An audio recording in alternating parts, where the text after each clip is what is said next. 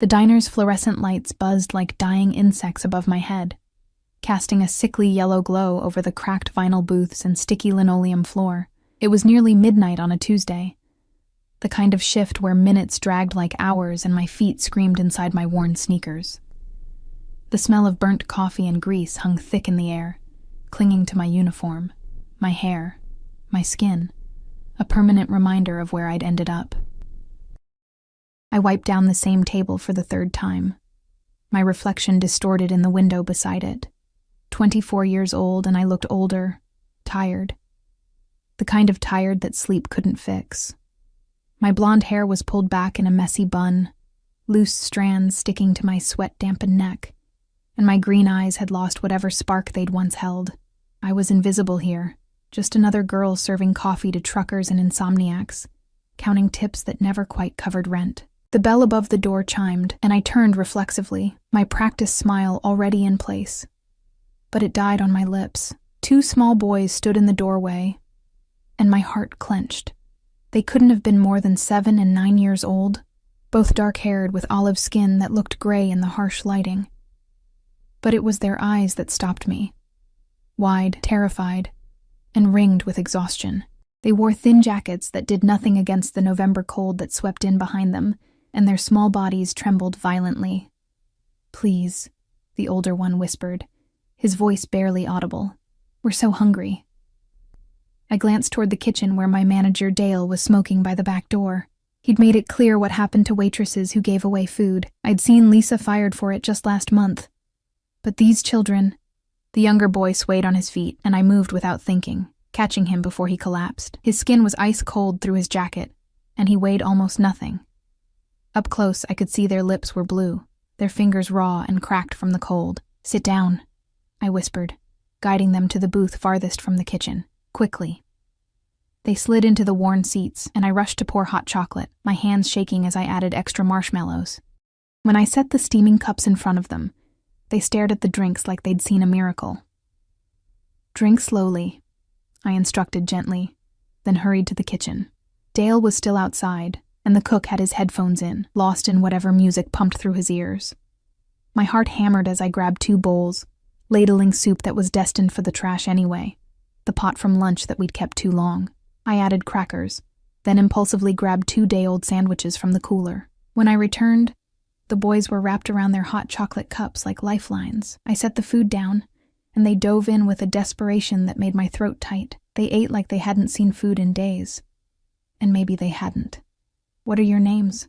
I asked softly, sliding into the booth across from them. The older boy looked up, soup dripping from his chin. "Marco. This is my brother Luca.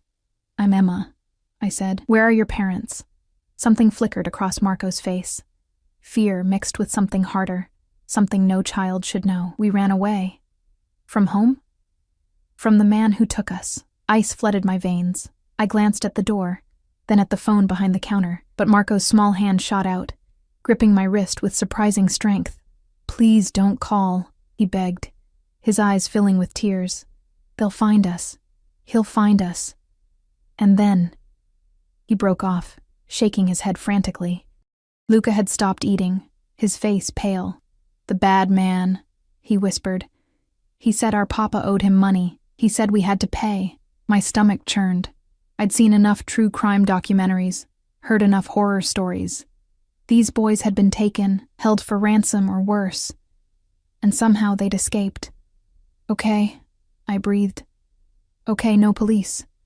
But we need to get you somewhere safe, somewhere warm." My apartment was barely more than a shoebox, and my roommate wouldn't be happy, but I couldn't send these children back into the freezing night. I couldn't. I waited until Dale went on break, then hustled the boys out through the back entrance, my coat wrapped around both of them. The November air bit through my thin uniform, and I walked fast, one hand on each small shoulder, constantly checking behind us. My apartment building was 6 blocks away, a crumbling structure that sagged like it had given up on life, but it had heat, mostly, and a door that locked. I took the stairs 2 at a time, the boys stumbling after me, and fumbled with my keys. Inside, I got them settled on my lumpy couch, piling every blanket I owned on top of their shivering forms. Luca was asleep within minutes, but Marco watched me with those two old eyes. "Why are you helping us?" he asked. I thought about lying, giving him some noble answer, but the truth was simpler and sadder. Because no one helped me when I needed it. I'd been 15 when my parents died, 17 when I aged out of foster care, 20 when I realized no one was coming to save me. These boys deserved better than the hand I'd been dealt. Marco nodded slowly, like he understood more than he should. Then his eyes drifted closed, and soon his breathing evened out. I didn't sleep. I sat in the kitchen, drinking instant coffee and watching the shadows outside my window, jumping at every sound. At dawn, I'd figure out what to do, find a way to help them that didn't involve whoever they were running from. But as the first gray light of morning crept through my windows, a sound made my blood freeze. A knock at the door. Not the casual knock of a neighbor. This was authoritative, final. The kind of knock that didn't take no for an answer. I moved to the peephole, my heart in my throat. Through the fisheye lens, I could see 3 men. The 2 flanking the door were huge, built like mountains, wearing black suits that screamed money and danger. Security, bodyguards. But it was the man in the center who stole my breath. He stood perfectly still, his hands clasped in front of him. And even through the distorted glass, I could see the power that radiated from him. He wore a charcoal gray suit that probably cost more than 6 months of my rent, tailored so precisely it looked painted on. Dark hair swept back from a face that could have been carved from marble. Sharp jaw, high cheekbones, and eyes so dark they looked black. Even from here, I could see the coldness in them, the calculation. This was a man who was used to being obeyed, a man who didn't hear the word no. And somehow, I knew, this was the man Marco and Luca had run from, or someone sent by him. The knock came again, harder this time. Behind me, Marco whimpered in his sleep. I pressed my back against the door, my mind racing. I could pretend I wasn't home. Emma Carter. His voice penetrated the door, smooth as silk and cold as winter. "I know you're in there. I know you have something that belongs to me. Open the door, and we can discuss this civilly. My name." He knew my name. How did he know my name? "I have a security feed from the diner," he continued, and I could hear the faint trace of an accent. Italian, maybe. "I've seen what you did. Very noble. Very stupid." Anger flared through my fear. "They're children," I said, my voice shaking. "They're terrified." A pause. Then, "Yes, because their father stole from me. $3 million to be precise." And then he disappeared, leaving his sons as collateral. 3 million. The number echoed in my skull. "So I'll make you an offer, Miss Carter. Open the door, return the boys, and we'll forget this unfortunate incident. You can go back to your life serving coffee and counting pennies. Refuse." Another pause, weighted with threat, and things become complicated. My hands were shaking so badly I had to press them flat against the door. I thought about my empty bank account, my dead-end job, my life that was barely a life at all. I thought about how easy it would be to open this door, hand over 2 children, and pretend none of this had happened. But then I thought about Marco's face when he'd begged me not to call the police. Luca's whispered, "The bad man." "No," I whispered. Silence. Long enough that I thought maybe he'd left. Then, "What did you say?" I forced myself to speak louder, even as my knees shook. "I said no. I'm not giving them to you." Another pause, and I could feel his surprise even through the door, like no one had ever refused him before. Maybe they hadn't. "Miss Carter, I don't think you understand the situation you've put yourself in. I understand that they're children who are scared out of their minds. I understand that whatever their father did, it's not their fault." My voice grew stronger, and I understand that I'm not letting you take them. The silence stretched so long, I thought my heart might give out. Then I heard it. A low sound that might have been a laugh. "Interesting," he murmured, and there was something new in his voice, something I couldn't identify.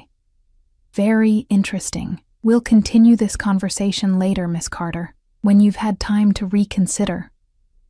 Footsteps retreated down the hallway, unhurried and confident.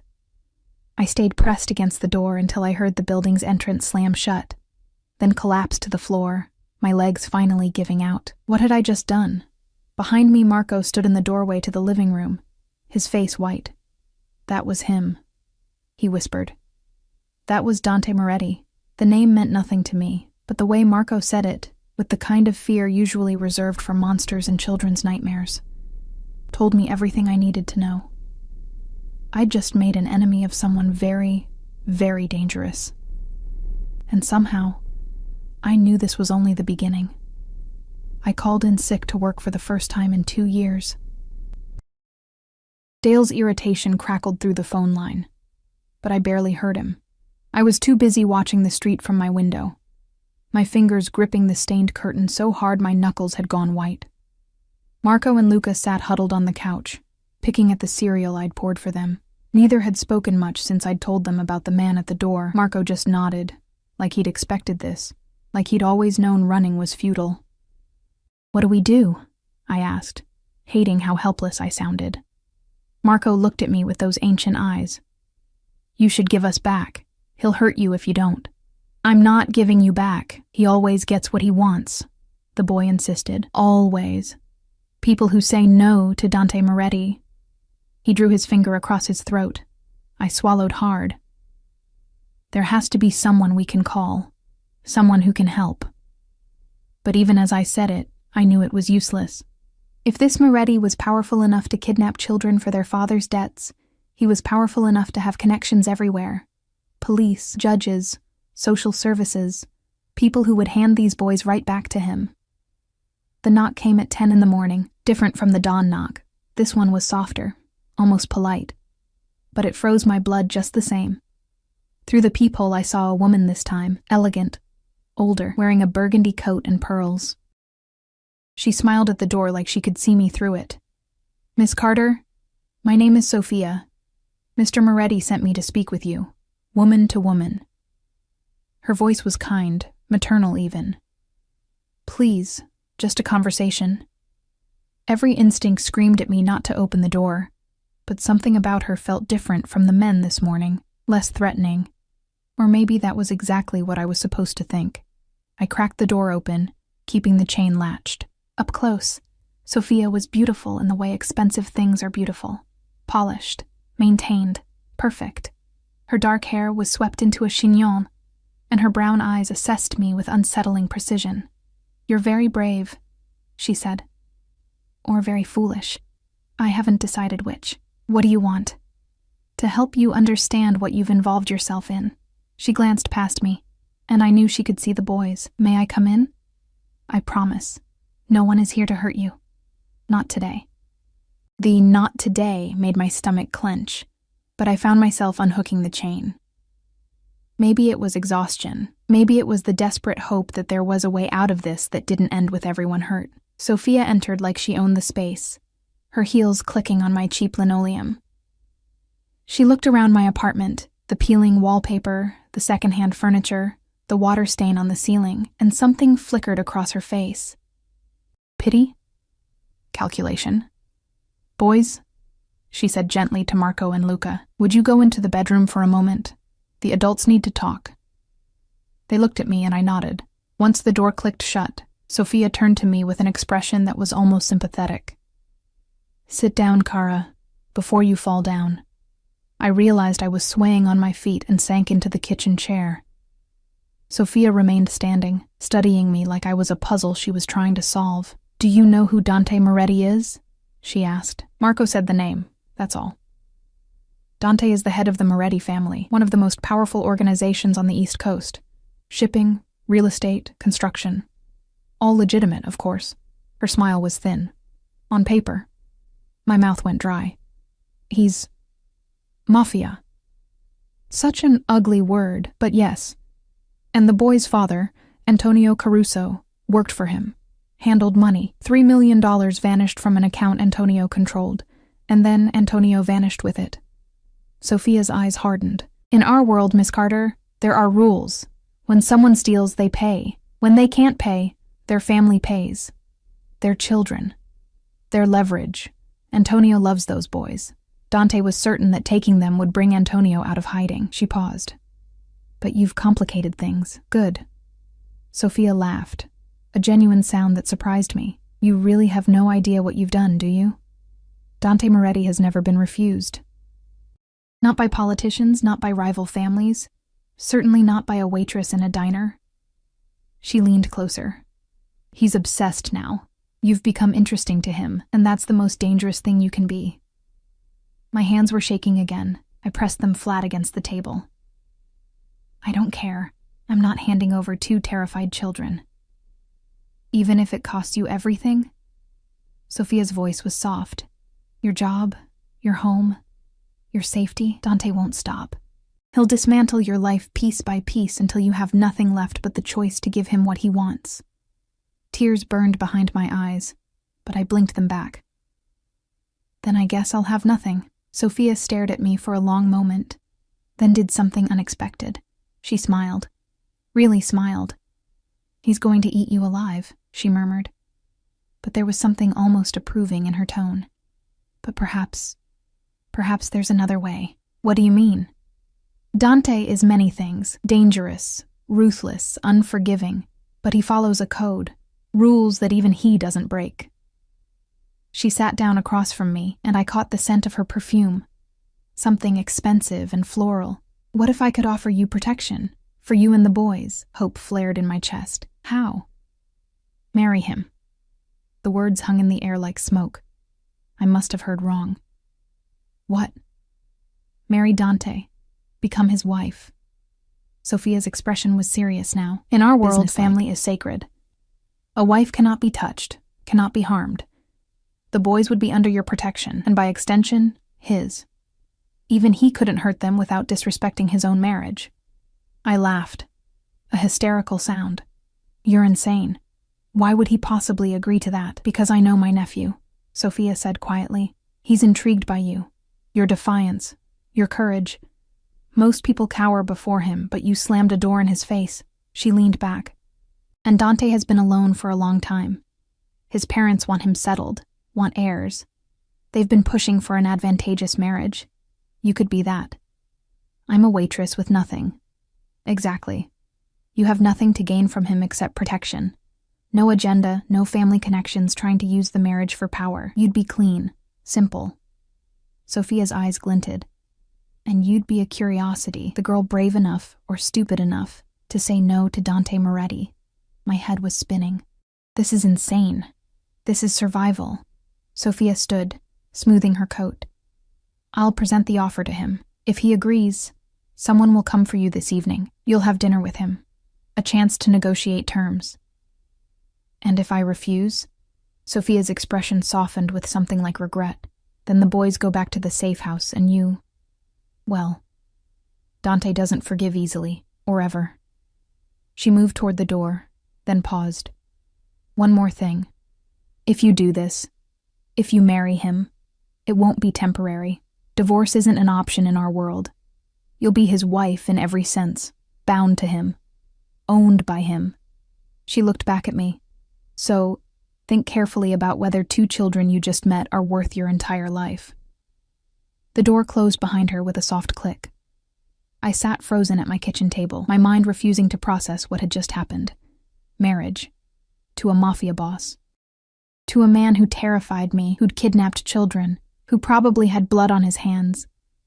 But those children were in my bedroom, trusting me to protect them. The afternoon crawled by in agonizing slowness. I tried to think of alternatives, of someone I could call, somewhere I could run.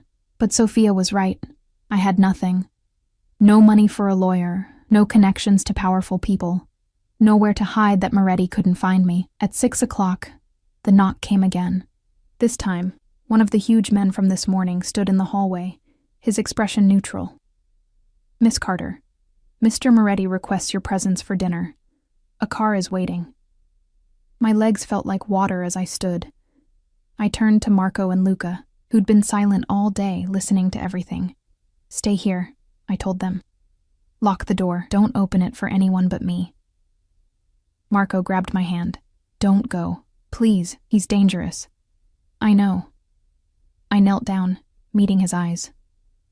But this might be the only way to keep you safe. Both of you. In the hallway, the bodyguard, if that's what he was, led me downstairs to a black SUV with tinted windows. The interior smelled like leather and money, and I felt completely out of place in my jeans and secondhand sweater. We drove through the city as twilight fell, the streetlights flickering to life. I watched my neighborhood disappear, replaced by increasingly upscale areas, until we pulled up to a restaurant I'd only seen in magazines. The kind where reservations required a 2-month wait and a second mortgage. The bodyguard opened my door. "Mr. Moretti is waiting inside." My heart hammered as I walked through the entrance. The maitre d' took one look at me and somehow knew exactly where I was going, leading me through the elegant dining room to a private area in the back. And there he was. Dante Moretti sat at a table set for 2, a glass of red wine in his hand. In the warm lighting, he was even more striking than he'd been in my hallway. Dark eyes that missed nothing, sharp features softened slightly by the candlelight, broad shoulders that filled his black suit perfectly. He stood as I approached, a gesture of politeness that seemed incongruous with everything I knew about him. "Miss Carter." His voice was the same as through the door, smooth, cultured, with that faint accent that made my name sound exotic. "Thank you for joining me, like I'd had a choice." He pulled out my chair, and I sat because my legs wouldn't hold me anymore. Up close, I caught his scent, something expensive and masculine, cedar and spice, mixed with the faint smell of cigarette smoke. "You're afraid," he observed, settling back into his own seat. "Good. Fear means you're not stupid." I forced myself to meet his eyes. They were darker than I'd thought, almost black, and completely unreadable. This was a man who revealed nothing he didn't want to reveal. "Your aunt came to see me," I said, proud that my voice didn't shake. "Sophia has a talent for negotiation." He sipped his wine, studying me over the rim of the glass. "She tells me you're considering her proposal."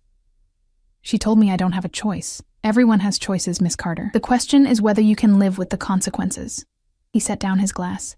"You chose to shelter my property. You chose to refuse my very reasonable request. Now you're choosing whether to become my wife or face the alternative." The word property made my stomach turn, but I kept my expression neutral. "Why would you possibly want to marry me? You don't know me." "I know enough." He leaned back, and the candlelight cast shadows across his face, making him look even more dangerous. "You're brave, selfless, loyal to people you have no obligation to protect. These are rare qualities." His eyes locked on mine. "And you said no to me. Do you have any idea how rare that is?" "So this is what? A novelty? A game?" Something flickered across his face, annoyance or maybe respect. "This is business. I need a wife. You need protection. We can help each other. And the boys? Would be yours. Under your care. Untouchable." He paused. "Though their father still owes me $3 million. That debt doesn't disappear." My hands clenched in my lap. "What are the terms?" Dante smiled, slow and predatory. "Smart girl. Always negotiate." He signaled a waiter who appeared with menus, but I couldn't focus on food. "The terms are simple. You marry me.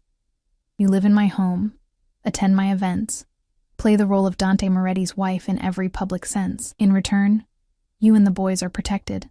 No one touches you. No one harms them. And privately," his smile widened, "that's negotiable. But understand, Kara, this will be a real marriage. I won't tolerate disrespect or disloyalty. You'll belong to me." The possessiveness in his voice should have terrified me. It did terrify me, but there was something else there too. Something I couldn't name. "I want it in writing," I heard myself say. "The protection for Marco and Luca. Guaranteed." Dante's eyebrows rose slightly. "You trust a contract more than my word?" "I don't know you well enough to trust anything." He laughed, a genuine sound that transformed his face for just a moment. "Fair enough. You'll have your contract." He leaned forward, and I caught that scent again, intoxicating and dangerous. "But know this, Emma Carter. Once you're mine, you're mine. There's no going back, no escape, no divorce. You'll wake up next to me every day for the rest of your life, His words wrapped around me like chains, beautiful and terrible. "When do you need an answer?" I whispered. "Now." The single word hung between us, heavy with finality. I thought about my empty apartment, my dead-end life, the two boys who'd looked at me with desperate hope. I thought about having nothing left to lose. "Yes," I breathed. "I'll marry you." Dante's smile was victorious and terrifying all at once. "Excellent," he murmured. "We'll wed tomorrow." "Tomorrow. I'll have everything arranged." The word echoed in my head as a waiter appeared with plates of food I couldn't taste. Tomorrow I'd become the wife of a mafia boss. Tomorrow my life would change forever. Dante raised his wine glass to my future bride. I picked up my own glass with shaking hands, and as our glasses touched, I saw something flicker in his dark eyes. Possession, satisfaction, and something that looked almost like hunger. The wedding happened so fast I barely had time to process it.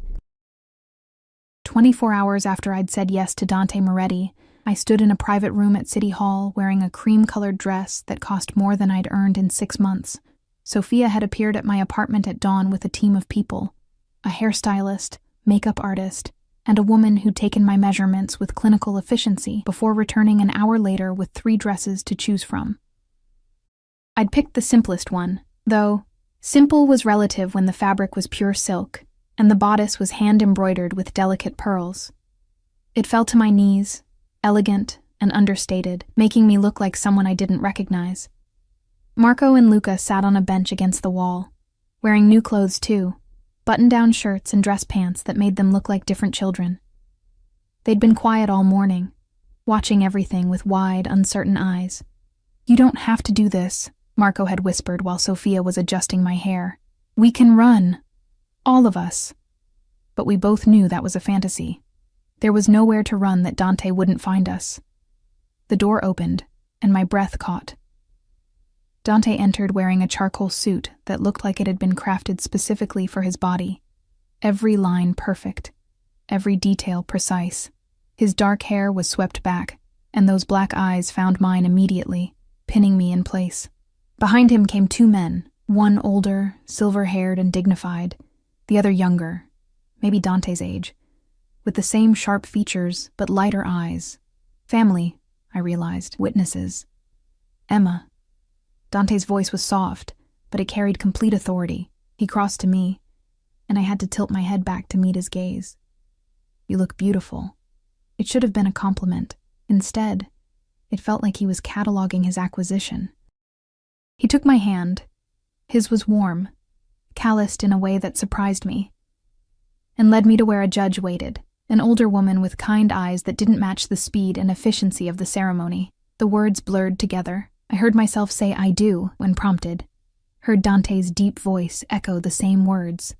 A ring appeared on my finger, a simple platinum band that felt heavy as a shackle. Dante wore a matching one, and something about seeing it on his hand made this feel suddenly, terrifyingly real.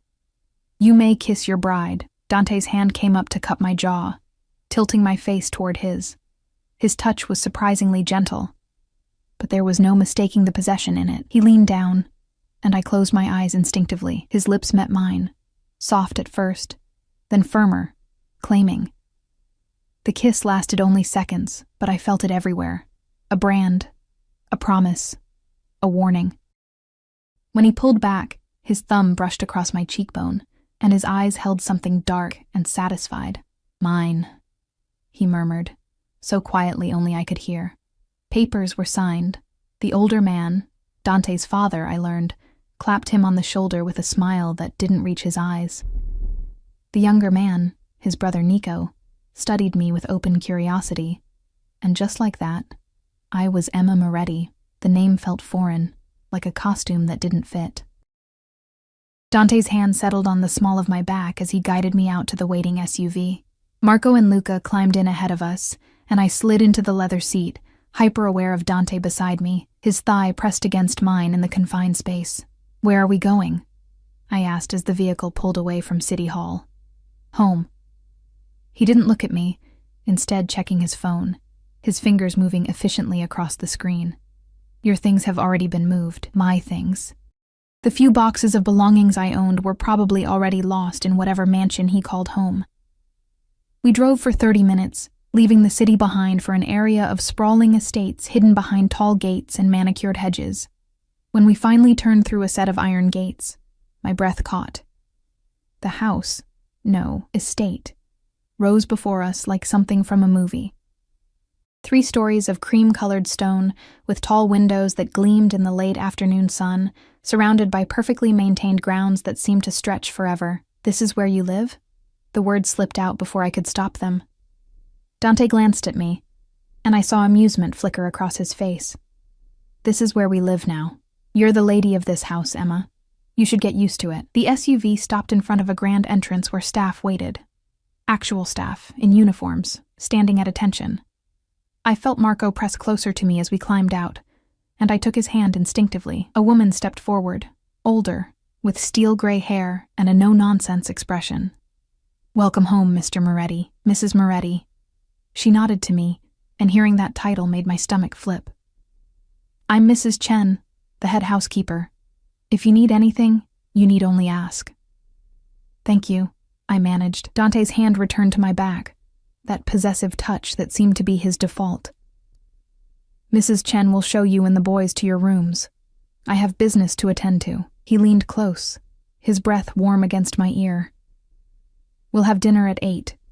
Formal dining room. Don't be late."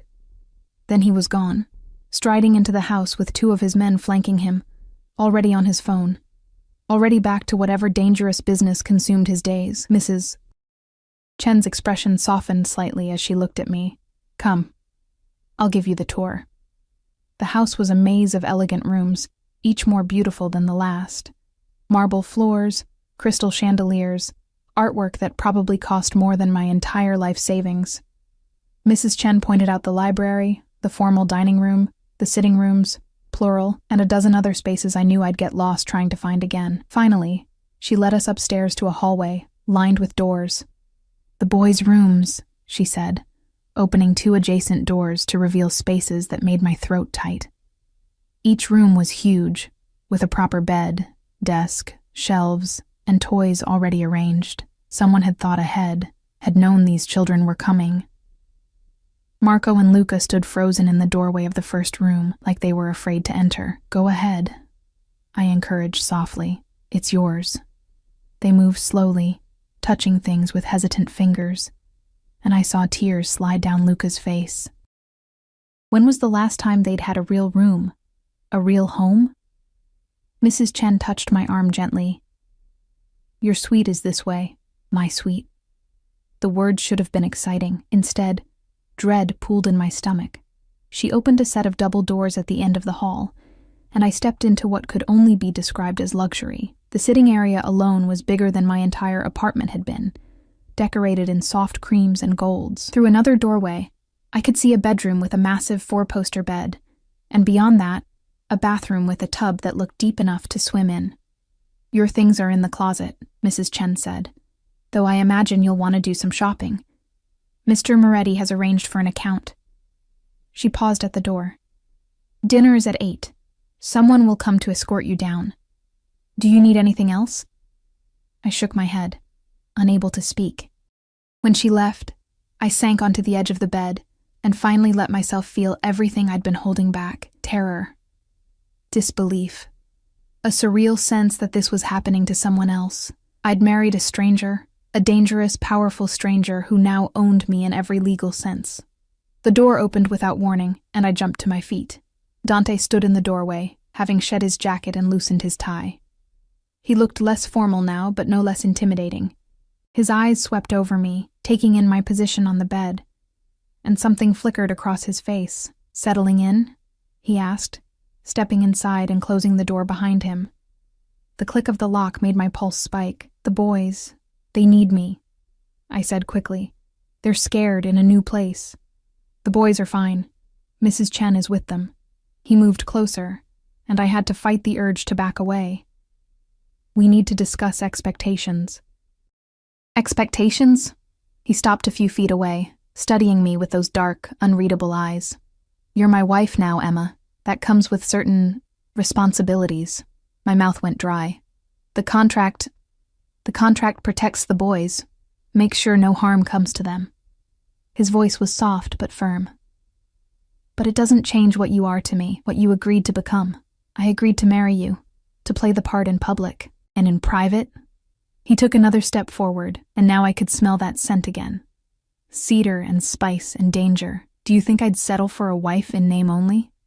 Fear and something else, something I didn't want to examine, coiled in my stomach. I don't know you.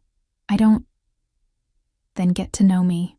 His hand came up, fingers trailing along my jaw the same way they had during our kiss. His touch was gentle, but there was steel beneath it.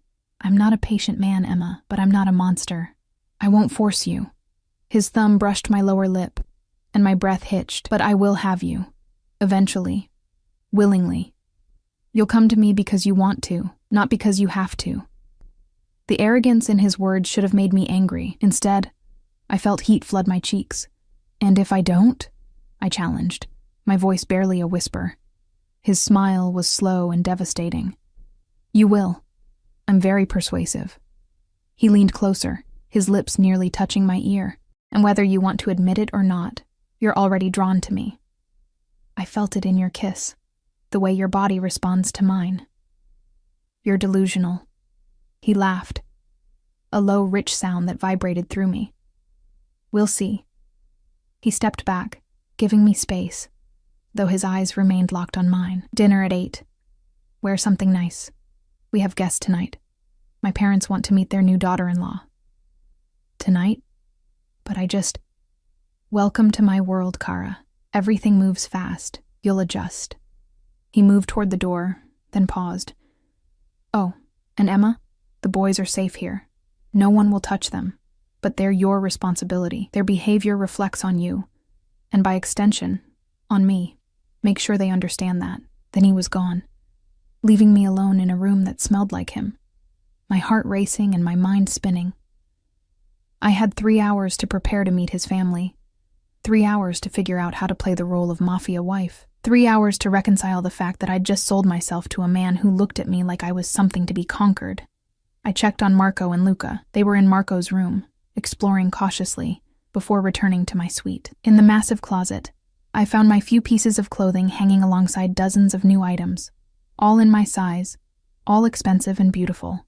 I chose a simple black dress because it seemed safe, then stared at myself in the mirror. I looked like a stranger. Hairstyled, makeup perfect, dress that cost more than a month's rent. Emma Moretti stared back at me with frightened green eyes. At exactly 8, a young woman knocked on my door to escort me down. The formal dining room was breathtaking. A long mahogany table set with crystal and china, lit by an enormous chandelier, and there he was, standing at the head of the table, now in a fresh suit, looking every inch the powerful man he was. His eyes found mine immediately, and he moved toward me with predatory grace. Stunning, he murmured, taking my hand and bringing it to his lips. The gesture was old-fashioned, romantic even, but his eyes held that now familiar possession. Come, meet the family. His parents were exactly what I expected. His father, Lorenzo, radiating quiet power in an expensive suit. His mother, Valentina, elegant and cold, studying me like I was a curiosity. Nico was there too, along with Sophia, who gave me an encouraging smile. I sat beside Dante, hyper-aware of his thigh pressed against mine under the table, his hand occasionally settling on my knee, a possessive gesture that made everyone aware I belonged to him. Valentina asked pointed questions about my background, where I grew up, my family, my education. Each answer seemed to disappoint her more. I was nobody. Nothing, a waitress her son had inexplicably married. And the children? Lorenzo asked, cutting into his steak with precision. The Caruso boys. They're here. Under Emma's care, Dante said smoothly. She's taken responsibility for them. Generous, Valentina murmured, though her tone suggested she thought it was anything but. Though I hope you understand, dear, that children require structure, discipline. Perhaps a boarding school. No. The word came out sharper than I intended, and silence fell over the table. Dante's hand tightened on my knee, but when I glanced at him, I saw something that might have been approval in his eyes. "Emma has made her position clear," he said calmly. "The boys stay with her. That's final." Valentina's lips pressed into a thin line, but she nodded. No one argued with Dante, not even his mother. The rest of dinner passed in a blur of courses I barely tasted and conversation I struggled to follow, talk of business deals and political connections, of rivalries and alliances, all in careful code that I only half understood.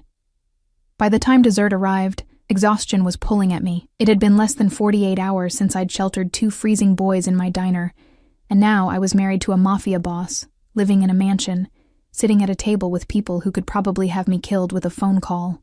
When dinner finally ended, Dante walked me back upstairs, his hand on the small of my back, silent. At my door, he stopped, turning me to face him. "You did well tonight," he said. "My mother is difficult. You handled her."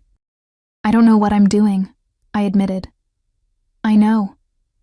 His hand came up to cut my face, thumb stroking my cheek. "But you'll learn. And I'll teach you." He leaned down, his lips brushing my temple. "Get some rest, Mowgli Mia. Tomorrow, you start learning what it means to be mine." He left me there, trembling, his scent lingering on my skin. Inside my suite, I changed into one of the silk nightgowns someone had left in my dresser and climbed into the massive bed. The sheets were cool and expensive against my skin, and the room was silent except for the distant sound of the city. I should have felt safe, protected. Instead, I felt trapped in a golden cage with a man who looked at me like I was something to be owned. And the terrifying part was the small voice inside me that wondered what it would feel like to surrender. The next 2 weeks passed in a disorienting blur of lessons and adjustments. Sophia became my constant companion, teaching me everything I needed to know about being Dante Moretti's wife, how to dress for different occasions. Casual family dinners required elegant simplicity. Charity events demanded designer gowns. Business meetings called for sophisticated power dressing. How to speak. Never volunteer information, never discuss Dante's business. Smile and deflect personal questions. How to behave. Always defer to Dante in public. Never contradict him in front of others. Understand that his word was law.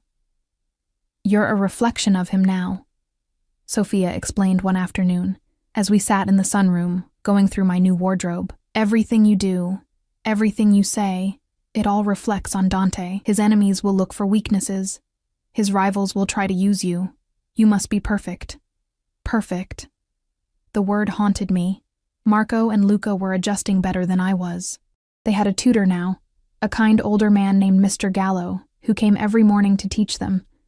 They ate regular meals, slept in warm beds, and slowly, the terror was leaving their eyes. Marco still watched everything carefully, still flinched at loud noises, but Luca had started to smile, actually smile. That alone made everything worth it.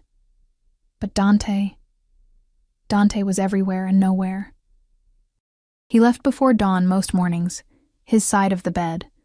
Our bed, I had to keep reminding myself, already cold when I woke. Yes. After the 3rd night, he'd simply appeared in my room at midnight, informed me that separate bedrooms sent the wrong message to the household, and proceeded to claim his space beside me. He didn't touch me beyond the occasional brush of his hand, but sleeping next to him was its own form of torture. I was hyper-aware of every breath, every movement, the heat radiating from his body just inches away. He'd return for dinner most nights, always impeccably dressed, always with that commanding presence that made everyone snap to attention. He'd ask about my day, listen with apparent interest to my halting descriptions of lessons with Sophia, then retreat to his office for hours of phone calls in Italian that I couldn't understand. But there were moments, brief, unsettling moments, when I'd catch him watching me. His dark eyes would track my movements across a room, follow the curve of my neck when I turned my head, linger on my lips when I spoke. The intensity of his gaze made my skin flush and my pulse race. He was waiting, biding his time. A predator studying his prey. 2 weeks after our wedding, everything changed. I was in the library with Marco and Luca, reading to them, something I'd started doing every afternoon. When Dante appeared in the doorway, he usually didn't come home until evening, and seeing him in the middle of the day, still in his suit, but with his tie loosened and his sleeves rolled up, made my breath catch. Boys, he said, his voice firm but not unkind. Mrs. Chen needs help in the kitchen. She's making cookies. It was clearly a dismissal. Marco looked at me, and I nodded. They scampered off, leaving me alone with my husband. Dante closed the door and leaned against it, studying me with an expression I couldn't read. We need to talk. My stomach dropped. About what? Antonio Caruso has made contact. The room seemed to tilt. The boy's father? He wants to negotiate. For his sons. Dante pushed off the door, moving toward me with that controlled grace. He's offered half the money back, $1.5 million, in exchange for Marco and Luca. Ice flooded my veins. No. That wasn't a question, Emma. I'm telling you what's happening. He stopped in front of me, close enough that I had to tilt my head back to meet his eyes. Antonio will meet me tomorrow night. A neutral location. He'll bring the money, and we'll discuss terms. There are no terms. The boys stay here. With me. My voice shook, but held firm. That was the agreement. Something flickered across his face. Surprise, maybe, or respect. The agreement was that they'd be under your protection. And they are. But Antonio is their father, Emma. He has rights. He abandoned them. He used them as collateral. I stood, my hands clenched into fists. You saw how terrified they were. You think Marco wants to go back to a man who gambled with their lives? What I think doesn't matter. In our world, your world is wrong. The words exploded out of me, months of fear and frustration finally breaking free. Your world treats children like property, like bargaining chips. Marco is 9 years old, Dante. 9. And he's already seen things no child should see. If you send him back, Dante's hand shot out, gripping my wrist. Not painfully, but firmly enough to stop my tirade. His eyes had gone dark, dangerous. Careful, Mowgli Mia. You're speaking of things you don't understand. Then help me understand. I jerked against his hold, but he didn't let go. Tell me why a father's rights matter more than his son's safety. Tell me why money is worth more than 2 little boys who are finally starting to feel safe. For a long moment, we stood locked together, his hand around my wrist, my chest heaving with emotion. Then, slowly, his grip loosened. His thumb brushed across my pulse point, feeling the frantic beat of my heart. You really care about them, he murmured. And there was something in his voice I hadn't heard before. Something almost soft. Of course I care about them. They're children. You barely knew them. You threw away your entire life for 2 boys you'd just met. His free hand came up to cup my face, and I froze at the gentleness of the touch. Do you have any idea how rare that is? How extraordinary. It's not extraordinary. It's basic human decency, he laughed. A low sound that seemed to vibrate through me. In my world, Kara, there's no such thing as basic human decency. There's only power and loyalty and survival. His thumb traced my cheekbone. But you're different. You operate on some other system I don't quite understand. Then let them stay, I whispered. Please. Don't make me watch them go back to someone who failed to protect them. Dante stared at me for so long I thought he might refuse. Then slowly he nodded. I'll talk to Antonio, see if we can reach an alternative arrangement. Relief flooded through me so intensely my knees went weak. Thank you. Don't thank me yet. Antonio may not agree. His hand was still on my face, his eyes searching mine. And Emma? What you just did, challenging me, arguing with me about my decisions. Most people wouldn't dare. Are you angry? His smile was slow and devastating. I'm fascinated.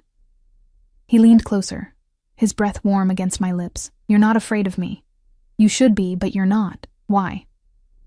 I am afraid of you, I admitted.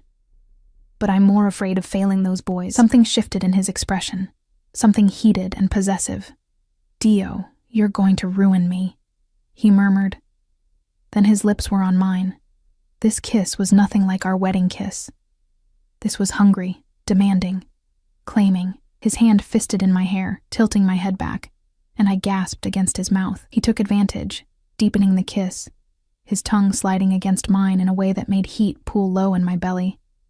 I should have pushed him away, should have remembered that this was an arrangement, a business deal. But my hands were fisting in his shirt, pulling him closer. And when he groaned low in his throat, I felt an answering heat flood through me. He pulled back abruptly, his breathing harsh, his eyes blazing. I need to go, before I forget every promise I made about giving you time. His thumb brushed across my swollen lips. But soon, Emma. Soon you'll come to me, and when you do, I won't be gentle. He left me standing in the library, trembling, my lips burning from his kiss, my body aching in ways I didn't want to examine. That night, Dante didn't come to bed until late. I lay in the darkness, pretending to sleep, feeling the mattress dip as he climbed in beside me. He didn't touch me, but I could feel the heat of him, smell that cedar and spice scent that was becoming dangerously familiar. I know you're awake, he murmured into the darkness. I didn't respond. I spoke to Antonio. He's agreed to meet without preconditions. We'll see what he wants beyond money and his sons. A pause. I told him the boys are settled here, that removing them would be problematic. I turned over to face him, though I could barely see him in the darkness. Will he agree? I don't know. Antonio is desperate, which makes him dangerous, but he loves his sons. That I believe. The bed shifted, and then his hand found mine under the covers, his fingers lacing through mine. Whatever happens tomorrow, the boys won't leave without your consent. I give you my word. Why? The question slipped out before I could stop it. Why does what I want matter to you? Silence stretched between us, heavy with unspoken things. Then, because you're mine, and I protect what's mine. His thumb stroked across my knuckles. Get some rest, Kara. Tomorrow will be difficult. The next day crept by with agonizing slowness. Dante left early, and Sophia arrived mid-morning with a dress bag. For tonight, she explained. Dante wants you at the meeting. What? Why? Because Antonio asked to see the woman who's been caring for his sons. And because Dante wants to show you off. She smiled slightly. You're his secret weapon, though he'd never admit it. Antonio won't expect Dante Moretti to have a wife who actually cares about the children's welfare. The dress was deep emerald green, elegant and form-fitting. Sophia helped me into it, then worked on my hair and makeup until I looked polished and sophisticated. Everything I wasn't. At 7, Dante appeared in our room, devastating in a black suit. His eyes swept over me, and something dark and possessive flashed across his face. Perfect, he murmured, crossing to me. He pulled a long jewelry box from his pocket. Wear this. Inside was a necklace, a stunning emerald pendant surrounded by diamonds on a delicate platinum chain. It probably cost more than I'd earn in several lifetimes. He fastened it around my neck himself, his fingers brushing my nape in a touch that felt intentional. In the mirror, we looked like a matched set, powerful, wealthy, untouchable. Remember, he said softly, his eyes meeting mine in the reflection. In front of Antonio, you're my wife, my partner. Whatever I say, you support. Understood? I nodded, my throat tight. The meeting was at a restaurant, not the elegant place where we'd had dinner, but something more discreet, with private rooms and security that was visible but not obvious. Dante's hand stayed on my back as we walked through, his men flanking us. Antonio Caruso was already waiting in a private room, and I sucked in a breath. He looked like his sons, the same dark hair, same olive skin, but where Marco and Luca were soft with youth, Antonio was hard with desperation. His eyes were sunken, his movements twitchy. A man at the end of his rope. Those eyes found me immediately, widening. You're her, the waitress. I'm Emma Moretti, I corrected, proud of how steady my voice was. Your sons are safe, happy, they're being cared for. They belong with me. But there was no conviction in his voice, only grief. Dante guided me to a chair, then sat beside me, his posture relaxed but his eyes sharp. You stole from me, Antonio, $3 million. That's not the kind of debt that goes away. I know. Antonio ran his hands through his hair. I was desperate. My wife, she needed surgery, experimental treatment not covered by insurance. I thought I could borrow it, pay it back before anyone noticed. You thought wrong. Please. Antonio's voice broke. I have half. $1.5 million. Take it. Take all of it. Just let me see my boys. Let me know they're okay." Dante leaned back, his hand finding my thigh under the table. A possessive, grounding touch. "The boys can stay where they are, under Emma's care. You'll see them once a month, supervised, and you'll work off the remaining debt." "Work it off how?" "You're good with numbers. I have businesses that need auditing." "Legitimate businesses," Dante added. "You'll work for me. 5 years. At the end, your debt is clear, and we can discuss custody arrangements." Antonio's face crumpled with relief and despair. 5 years? "Or I can take the money and you never see Marco and Luca again. Your choice." I squeezed Dante's hand under the table, and he glanced at me. I saw the question in his eyes and nodded slightly. "They can visit you too," I heard myself say. "Once a month. At your place. If it's safe. They should know their father." Antonio's eyes filled with tears. "Thank you," he whispered. "Thank you." The rest of the meeting was details. Arrangements, schedules, payment plans. Through it all, Dante's hand stayed on my thigh, a constant reminder that I was his, that we were in this together. When we finally left, the night air was cool against my flushed skin. In the car, Dante pulled me against him, his arm around my shoulders. "You surprise me," he murmured against my hair, offering visitation. That was generous. They need their father, even if he made mistakes. Everyone makes mistakes, Kara. The question is whether they survive them. His hand tilted my face toward his. "You're turning out to be exactly what I needed. Even if I didn't know I needed it." His kiss was softer this time, but no less possessive. And when his hand slid up my thigh, bunching the fabric of my dress, I didn't stop him. The drive home felt endless. Every touch, every heated look, built tension between us until the air felt thick with it. When we finally arrived, Dante dismissed his men with a gesture, then turned to me with eyes that promised everything. "Upstairs," he commanded softly. "Now." And for the first time, I went willingly. The bedroom felt different tonight, charged with an energy that made my skin hypersensitive and my breath shallow. Dante closed the door behind us with a quiet click that sounded like finality, like a decision made. He shrugged off his jacket, tossing it over a chair, then turned to face me. The lamplight cast shadows across his face, making him look even more dangerous, more compelling. His eyes never left mine as he slowly unknotted his tie, pulling it free with deliberate precision. "Are you afraid?" he asked, his voice low and rough. I should have been. Everything about this moment should have terrified me. The predatory way he moved, the heat in his dark eyes, the fact that I barely knew this man who now had every legal right to me. But instead of fear, I felt something else entirely. Something that had been building since that first kiss in the library, growing stronger with every heated look, every possessive touch. "No," I whispered. "Not of you." Something fierce and triumphant flashed across his face. He crossed to me in 3 strides, his hands framing my face with surprising gentleness, even as his eyes burned with barely restrained hunger. "I've been patient," he murmured, his thumb tracing my lower lip, "waiting for you to come to me willingly. But Dio Emma, you test my control every day.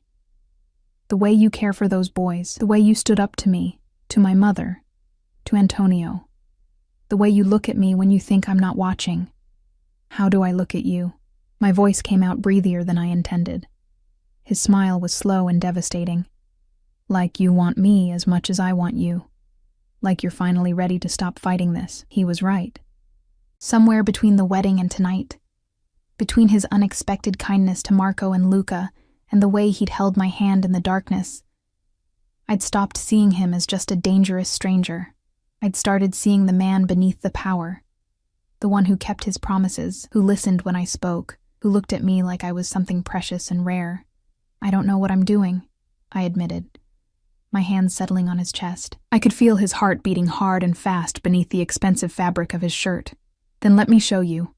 His lips brushed mine, soft at first, questioning. When I didn't pull away, he deepened the kiss, one hand sliding into my hair, while the other found the zipper of my dress. The fabric pooled at my feet, leaving me exposed in nothing but lace underwear and the emerald necklace. Dante's eyes darkened as they traced every curve, every line of my body, and I felt beautiful under his gaze. Desired in a way I'd never experienced before. Perfetta, he breathed. Then his mouth was on mine again, demanding and possessive. While his hands explored with a reverence that made my knees weak, he lifted me easily, laying me on the massive bed that had felt so empty these past 2 weeks. The cool sheets contrasted with the heat of his body as he covered me, his weight both grounding and thrilling. Every touch felt like a brand, marking me as his in ways that went beyond any ring or contract. When he finally made me completely his, it was with a gentleness I hadn't expected from a man so dangerous. He watched my face, his own tight with control, murmuring words in Italian that sounded like prayers or promises. The brief pain gave way to something else, a connection that felt deeper than physical, more binding than any legal document. Afterward, I lay in his arms, my head on his chest, listening to his heartbeat slow. His fingers traced lazy patterns on my bare shoulder, and in the peaceful silence, I felt something shift inside me. This was real now. Not just an arrangement or a desperate bargain, but something I couldn't quite name. Something that terrified and exhilarated me in equal measure. "I need to tell you something," Dante said quietly, his voice rumbling beneath my ear. "About why I agreed to Sophia's proposal. Why I really married you." I tensed slightly, afraid of what he might say, that it had all been manipulation, a way to control the situation with the boys. "I could have taken the boys back by force," he continued.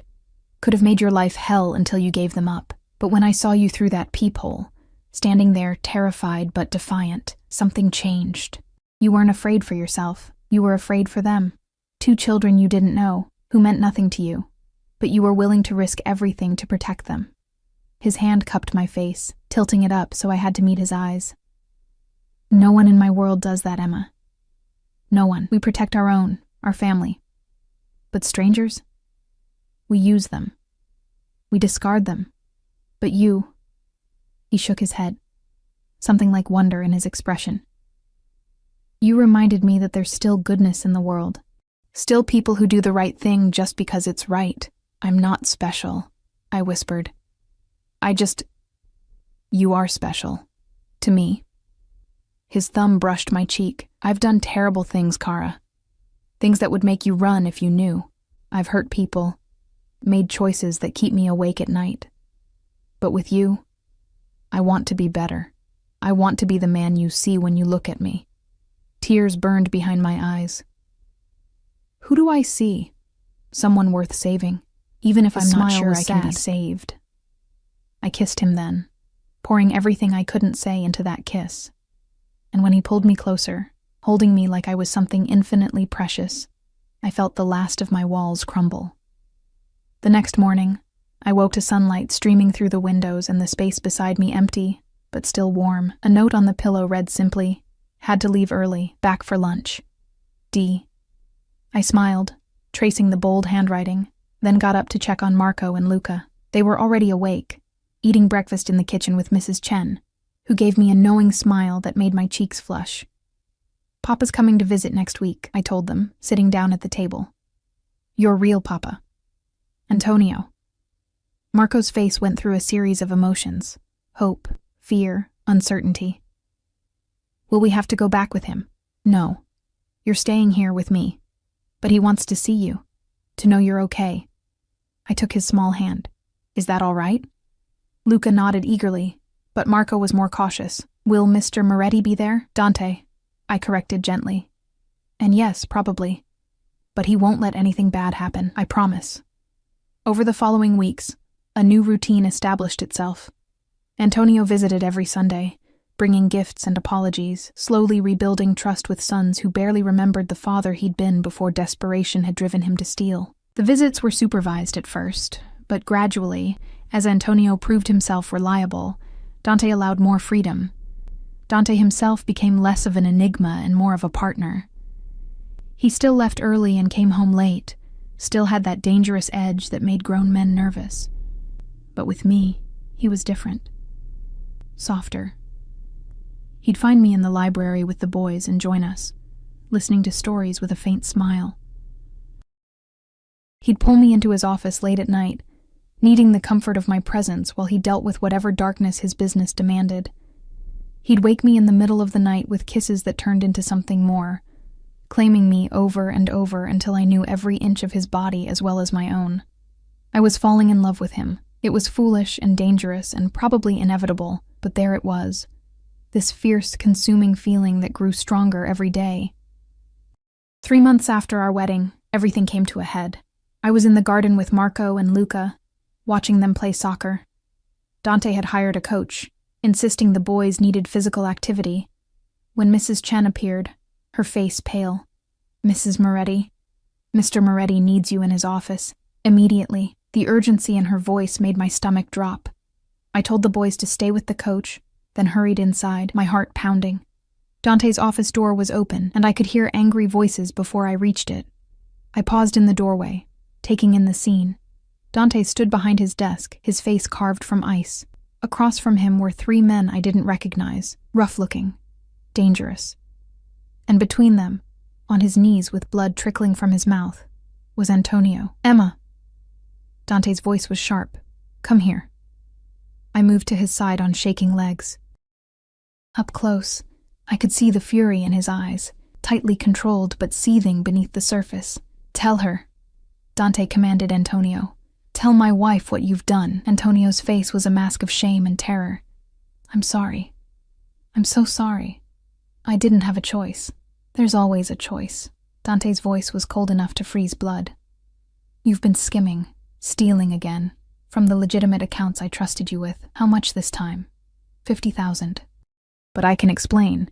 Explain to me why I shouldn't put a bullet in your head right now."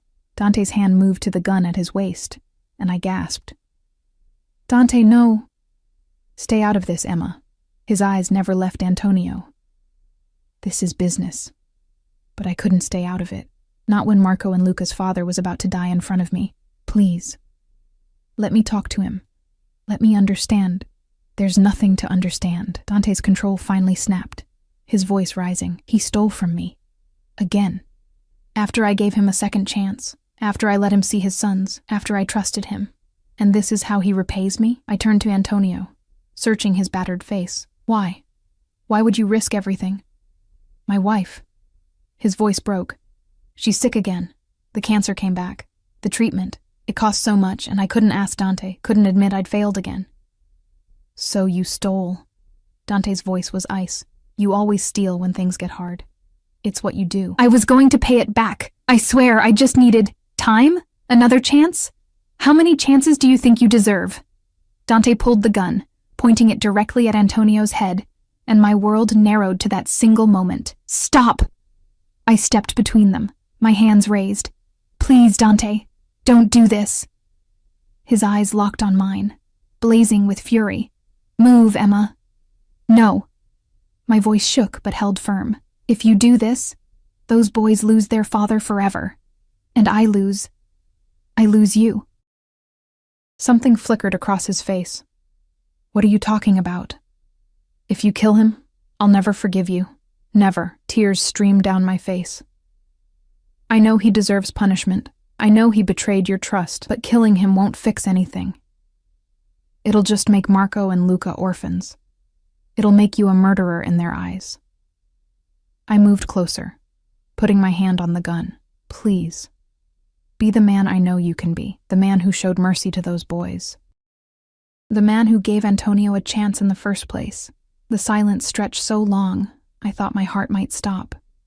Then slowly, Dante lowered the gun. "Get him out of my sight," he ordered his men. "Put him somewhere secure. I'll deal with this later." They dragged Antonio out, his relief palpable. When we were alone, Dante turned to me, his expression unreadable. "You had no right to interfere," he said quietly. "That was my decision to make. I'm your wife. That gives me the right to tell you when you're about to do something you'll regret." "Will I regret it?" His eyes searched mine.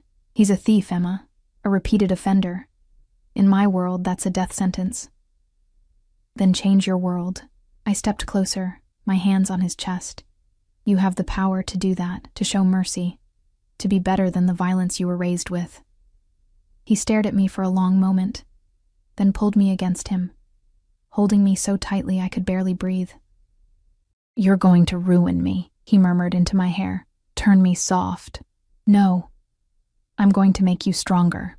That night, after hours of tense phone calls and negotiations, Dante came to bed exhausted. He pulled me against him, his face buried in my neck. "Antonio will work off the debt," he said quietly. "All of it. It'll take 10 years, maybe more. He'll be monitored, controlled, given only enough money for his wife's treatment and basic living expenses. And he'll only see the boys under strict supervision." "Thank you," I whispered. "Don't thank me. I'm still angry, still want to put a bullet in him for betraying me again." His arms tightened around me. "But you were right. Killing him would have destroyed something between us. And I can't lose you, Emma. I won't." I turned in his arms, seeing the vulnerability in his eyes that he rarely showed. "You won't lose me. I'm not going anywhere. Promise me." His hand cupped my face. "Promise me you'll stay, no matter what you learn about me, no matter what darkness you see." I promise. And I meant it with everything in me. 6 months later, everything had changed, and nothing had changed. I was no longer the invisible waitress counting pennies. I was Emma Moretti, wife to one of the most powerful men on the East Coast. I attended charity galas in designer gowns, hosted dinners for business associates, and learned to navigate the dangerous waters of Dante's world with increasing confidence. Marco and Luca thrived. Marco was excelling in his studies, and Luca's nightmares had finally stopped. They saw Antonio monthly, supervised visits where he brought books and stories, and slowly became a father again, rather than a desperate stranger. And Dante had become my everything, my husband, my lover, my partner in ways I'd never imagined possible. He still had that dangerous edge, still commanded rooms with his presence, but with me, he was vulnerable, real. He told me about his childhood, about the violence he'd witnessed, the choices he'd been forced to make.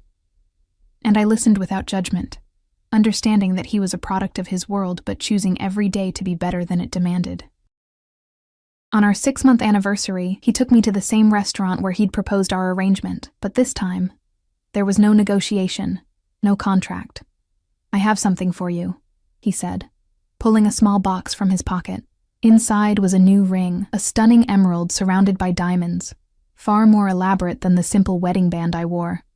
"You married me out of necessity," he said, sliding it onto my finger beside the first ring. "This is because I choose you, because I love you, because I can't imagine my life without you in it." Tears blurred my vision. "I love you too. So much it terrifies me." His smile was genuine, transforming his usually serious face. "Good. Fear means you understand what we have, how rare it is, how worth protecting." He kissed me then, deep and possessive and full of promise.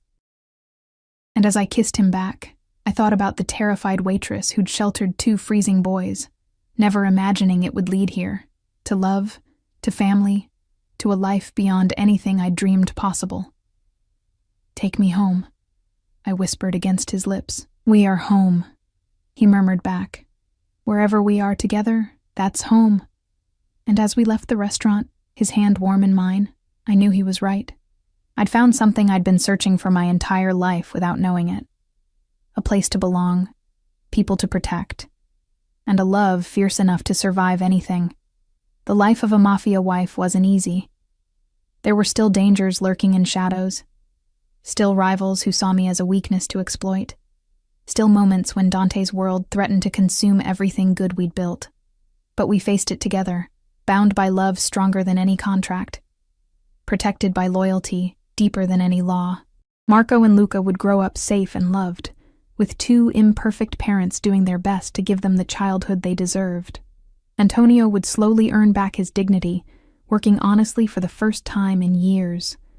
And Dante and I would build a life, complicated and messy and sometimes frightening, but ours. That night, wrapped in Dante's arms in our bed, I thought about the moment everything changed. A cold Tuesday night, 2 frightened boys, and a choice that had seemed so simple at the time. To show kindness when cruelty was easier. It had cost me everything I'd known, and given me everything I'd never dared to hope for. "What are you thinking?" Dante murmured, his fingers tracing lazy patterns on my bare shoulder. That I'd do it all again, I said. Every choice, every risk, it all led here, to you. His arms tightened around me, then we're both lucky. Because I'd move heaven and earth to find my way back to you. Outside, snow began to fall. The first of winter. But inside our home, wrapped in the warmth of the life we'd built, and the love we'd fought for, I'd never felt safer. This was my happy ending. Not perfect. Never simple, but real and hard-won and absolutely perfectly mine.